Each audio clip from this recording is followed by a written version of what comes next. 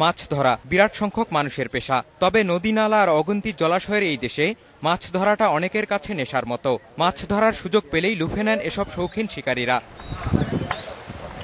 একসময় মৎস্য সম্পদে ভরপুর ছিল প্রাকৃতিক জলাশয়গুলো। বিভিন্ন কারণে জলাশয়গুলোতে মাছ কমে যাওয়ার পাশাপাশি শহুরে লোকজনের জন্য মাছ ধরার সুযোগ নেই আগের মতো। সম্প্রতি শৌখিন মাছ শিকারীদের সেরকমই একটি সুযোগের ব্যবস্থা করে গোপালগঞ্জ নড়াইল সীমান্তে গড়ে ওঠা অরুণিমা রিসোর্ট কর্তৃপক্ষ। রিসোর্টের জলাশয়গুলোতে বড়শি দিয়ে মাছ ধরার সুযোগ দেওয়া হয় শৌখিন শিকারীদের। খবর পেয়ে দেশের বিভিন্ন প্রান্ত থেকে ছুটে আসেন মাছ শিকারীরা।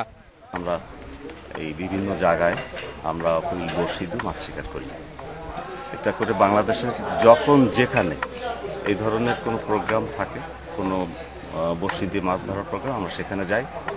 আমাদের আর কি মূলত হলো মাছ মারা যাত্রাটা ফিলিংস এবং খুব মজার। সারা বাংলাদেশে আমি হলো মাছ মারি। এটা দেখে আমাদের অভিভূত করেছে। আমরা মনে করেছিলাম যে সত্যিকার অর্থেই যে আমাদের বোধহয় অনেকদিন পরে মৎস্য শিকারের যে একটা আশা, উচ্চ আশাটা পূরণ করতে পারবো। মাছ ধরা বিশ্বজুড়েই জনপ্রিয় একটি শখ। রিসোর্ট কর্তৃপক্ষ বলছে, শৌখিন শিকারীদের আগ্রহের কথা ভেবেই তাদের এই আয়োজন। মাছ শিকার পর্যটনের নতুন দিক হতে পারে বলেও মনে করেন তারা। আমার এখানে বিশাল লেক আছে, লেকটাকে আমরা এইটাকে বড়শি মেলা দিয়ে, এবং মাছ ধরাটা কিন্তু একটা বিশাল নেশা। এটা বিশ্বের সব দেশের লোকদের যোগদের নেশাটা আছে। বিদেশি অনেকেও মাছ ধরার কথা আমাকে বলেছে। সে কারণে আমি চিন্তা করলাম যে এটাকে অ্যাগ্রো বেসড নিয়ে যদি ট্যুরিজমের সাথে মিলানো যায়।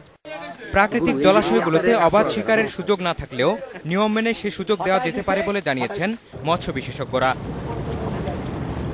মঞ্জুর মোর্শেদ, ইন্ডিপেন্ডেন্ট নিউজ।